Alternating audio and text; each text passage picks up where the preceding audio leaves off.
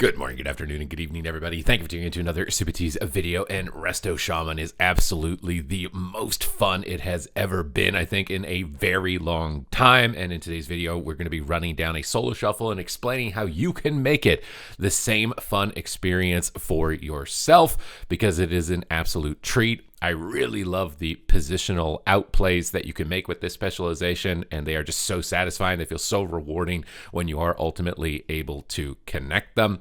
Now, the first main goal of the Shaman is to get your heal over time effects up, which is Earth Shield and Riptide.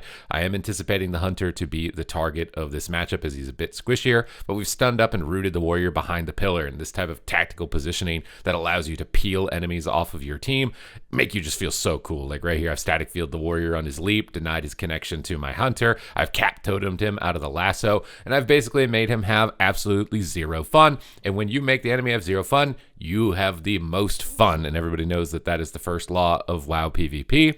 Here I see a Hammer of Justice and a freezing trap likely coming my way pretty soon, so we're going to drop down the grounding totems to try and immune those freezing traps as they are thrown our way. Another stun, so we're going to drop grounding, immune the trap, and then reposition, keeping Earthshield on the Hunter, spamming Riptides, and keeping him topped. Then we're going to go for a Hex, and we're going to use Spirit Walker's Grace to immune any potential incoming interrupts. And now this pressure on the Paladin and the Warrior is really putting the Warrior behind.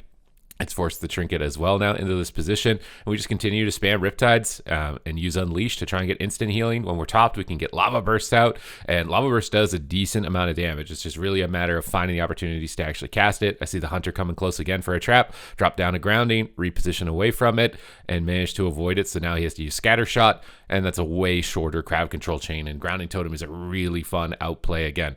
Shaman's all about making the enemy team have as little fun as possible. And for as much little fun as you're creating for them, you just feel even like you're having more fun. We root up the Hunter, we drop a cap totem, there's a binding shot locking his escape, and you just feel like a goat, bro. You just feel like a goat. You're just a goat throughout this entire game. Instant purge the bop, and you can remove these types of defensive cooldowns. Static field the Warrior once again away from the target that he's trying to go after. Continue lobbing out lava bursts, and we can use a Spirit Link Totem if we really need to recover, if we're in a lot of dire straits here. Paladin's moving in. He gets a Hammer of Justice. I love Thunderstorm as well, so if enemies move too close to you, you can knock them away in stuns. We didn't get to do it in this instance specifically, but it can definitely be really clutch. A lot of players don't realize that when they're pushing in to CC you, they'll stun you, and then don't realize they can get knocked away before they get the follow-up CC. Yeah, double shockwave here, and I'm in a position where we could just basically crack the Hunter and take him down. I think I grounded like 3 freezing traps this game. It feels really satisfying when that happens, especially with a Hunter meta. If you can completely negate the freezing traps that they're able to get onto you, you put their team massively behind. And with how bursty the meta is, rather than using healing cooldowns to kind of correct it, you'll use knockbacks to basically make their damage hit 0, which is a really effective way of removing it. And it just feels like you're able to actually use the entire kit of the Shaman at the moment. And although Earthen Wall Totem can be a frustrating mechanic for Resto Shaman, its healing ultimately is very little with how high and spiky the damage is, so it's not even ultimately really that big of a deal. It's more so about your knockback usage, your Riptide Earthshield uptime. We root this Warrior up here, cap totem on him, try and limit his escape. He can't get to any of the Hunters. We knock the other Warrior into a corner. We stun him into the corner, and it's like, this guy's just gonna, I love this moment in the game where I'm just like, yeah, you're not gonna have any fun. Try and stag field him, but my Warrior procs a root, or my Hunter procs a root on him, so it's a little bit sad. I was gonna just stag field him into the corner and make him continue not to play, and I think I've made this Warrior so mad that now he's training me the entire game. He's like, nah, this Shaman is not doing that to me again. So we're just gonna set up base here with Earthen Walls and watch him die. Watch the dominoes fall, because going on the Resto Shaman, that is definitely not going to be working out there for our boy Ricey here in round number 2. And that's the thing. You can definitely tilt people. If you're a good Shaman, you are probably going to get a lot of rage whispers from people about landing Winchers or grounding their spells or knocking them around, and they're just going to get livid. They're going to get mad. And we feast on the tears. We're Resto Shaman, right? We're one with the elements. So the water elementals that are falling from their eyes, we absolutely joyously feast upon them when they come our way. So that's what I love about it. It's nice to be on the end where you're the one that tilts everybody rather than being the one who's getting tilted by it. We got Earth Shields up here. Hunter's in camo, and my Warrior's kind of going deep, so I've got Earth Shield on the Warrior at the start of this game. I see a stun. Hunter probably wants to trap, so Grounding Totem, because he was too far away. He's not able to get there in time. We managed to negate the trap, avoid it. We do get feared, though, and they're kind of splitting their DPS. One of their players is attacking the Warrior, the other one's attacking the Hunter, but this Warrior is just out in the middle of the map getting chomped, so he's going to have to pull back here and get in the line of sight as soon as possible. Healing Tide Totem should be one of your first cooldowns to use every game. It's going to be a lower cooldown, so you'll see it twice in a solo shuffle round, and it just allows you to power through the opener because it gives you instant cast healing surges, and it just does a significant amount of healing on itself.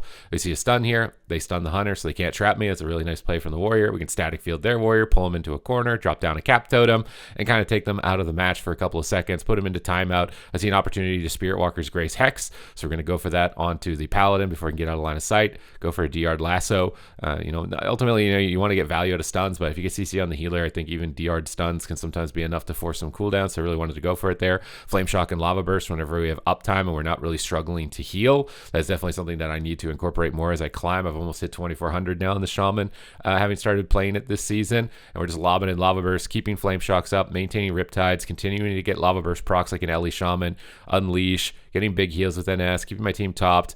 Warrior charges to me, so whenever a Warrior comes near you, they probably want to fear. So we're going to put a Tremor Totem down, and what do you know? He fears. We get the Tremor Totem, and we manage to break ourselves out of it, and it's just moments like that where you just feel so cool. It's like, oh, I know what this guy's going to do. He's going to fear me. I'm going to pre-Tremor it. This guy's going to trap me. I'm going to pre-ground it. Just wax on, wax off, just blocking every single thing that's coming your way. If you manage to ramp the game enough into your favor where you're starting to get Flame Shocks and Lava Bursts out, you can just start to snowball, and that's the very satisfying point in the match when you're playing a resto shaman, is when you get to that snowball point.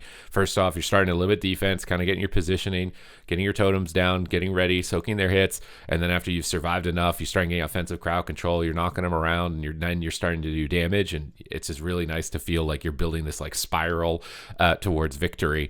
We got Riptides up on the Hunter and the Warrior here, kind of positioned behind the pillar, waiting to see who they're going to go after. I don't want to get trapped from stealth immediately, so dropping Healing Stream totems from behind the pillar. Earthshield on the Warrior here because he's got Spear of Bastion on him. We can see that cooldown tracked here on the frames, and I can see that he's used his wall, so I'm not too concerned. I think that he should be able to kind of survive that pretty easily. Hunter's kind of getting close to me here. He's probably going to try and go for a trap, so could have tried to ground this one. I didn't ultimately. I used my trinket pretty early. This is mostly just because I don't want to fall behind. Your trinket is a shorter cooldown now with the changes that they've made.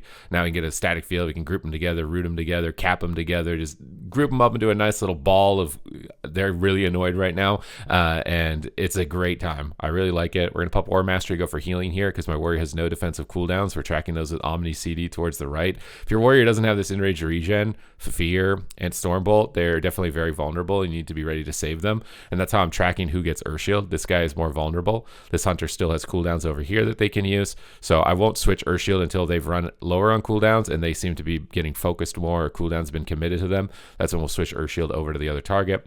Now we can stun the Warrior, we can Thunderstorm him into the corner, we can root him in the corner, we can start playing with him and his emotions, try and take him out of the match as much as possible.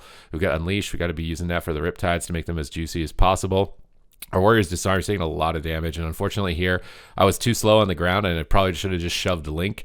And when you don't have Trinket, that's where you got to be really careful as far as crowd control avoidance, and you got to be able to get the Link off preemptively and anticipate it. That is the one main weakness of the Resto Shaman, is when you're not able to anticipate crowd control when you have no Trinket, and you don't get a cooldown down preemptively, or you're not playing far enough away. So if I'd been playing further away so that they had to come closer, and overextend, they would take more damage, I would have been able to survive that moment. And this is why I recommend also to all of you guys to get OBS, record your games, look back at your gameplay if you're struggling in the like, because it's going to help you so much on seeing like what situations actually happened in this game, who made the mistake. It's really easy for your ego to try and go into self-preservation mode and tell you that wasn't your fault, it's got to be somebody else's fault, and try and blame the team, but that's never going to break you out of where you're stuck. Here we get a pre-Earthen Wall Totem. I see the Spear Bastion again on that frame, so I'm just dropping an Earthen Wall Totem on that target right away, resetting it and dropping 2 and making my Warrior as durable as possible to survive through this opening threat.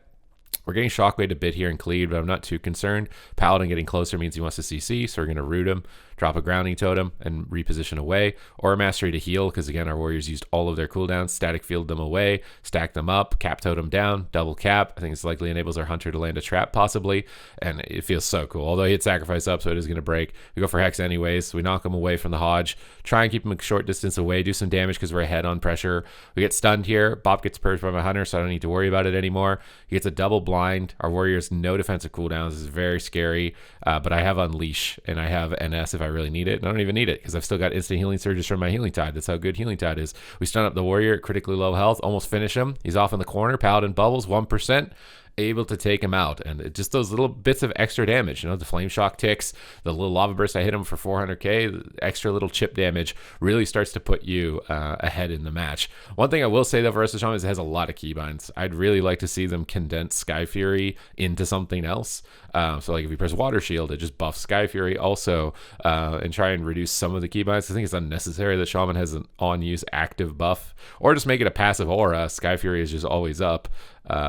I think that would be better overall, just because Shaman has so many keybinds. And Sky Fury buff used to be passive, I believe, in the past anyways, or it had like that 5% crit modifier passive aura in older expansions. But we're back here. It's the final round. We're trying to get 5 wins. They've stun trapped immediately, and they're going on to the Fury Warrior. They've kind of targeted him down as the dog of the lob. We got to keep him going, and I should have switched Earth Shield already. He's actually kind of low as a result, but we got these instant healing surges. Here, I've got the Scorpion Sting, and I could have used Spirit Walker's Grace to immune this silence before it went off. That is one of the hunter mechanics that you can play around as a shaman. That chose not to, and I'm honestly surprised because it didn't even have an Earthen Wall totem down, but now we're going to go for it to immune their kicks, get some casted healing surges, and we got an Ascendance proc, or maybe I use Ascendance here, but we've got big AoE heals. We kind of want to knock this Paladin into the corner, get some CC on him, so I'm starting to root him, go for a Hex, and I'm able to get that with the Spirit Walker's Grace. Static field the hunter close to the Paladin, stack him up.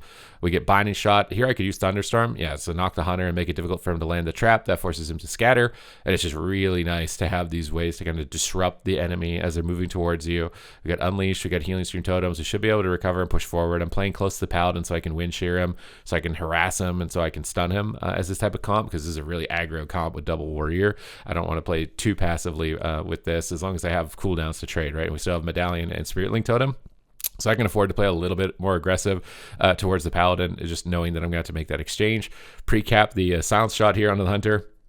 Try and slow him down a little bit out of the Storm Bolt. Healing streams are down. Our one warrior has died by the sword active when this starts glowing, and this is going to reduce damage, so I know they're going to swap off of him and go on this guy. So even though he was lower, I know they're going to switch to him, so I can get the link down now, get our team fully recovered, try and get into a position to be able to close out the game. And as the warrior, we get stunned. We have Trinket still, and because we don't have link, we can kind of just throw our Trinket out now at any point if we want to. Tried to wind shear the Paladin, ended up missing it. Would have been the end of the game if I landed that wind shear right here and now, though. So it's still very important that you're able to navigate your interrupts and land them effectively. But we're double warrior, bro. We're just doing so much damage. We don't even need to CC the Paladin. Okay, we don't even need to CC the Paladin. And I was one global away from getting a 6-0 here at 2350 MMR. It's super fun. Do wish that they could find a way to bring down the keybinds a little bit more than they already have for it, because it is pretty keybind dense. But generally speaking, I think this is the most fun I've had on Resto Shaman in a really long time. Definitely 10 out of 10 recommend. It's probably what I've played the most now, also on my stream, which is linked in the description down below if you'd like to come along with my 2400 journeys. And I'm doing a Shadow Priest push. I'm going to be getting Shadow Priest guides and content out for that as well, because I know that there's a little bit of a void as far as Shadow Priest PvP content out there. So I want to try and be a resource for you guys in order to help you hit your goals and see success and start having fun. But other than that, thank you guys very much for tuning into the video. I hope that you guys enjoyed it, and I will see you in the next one.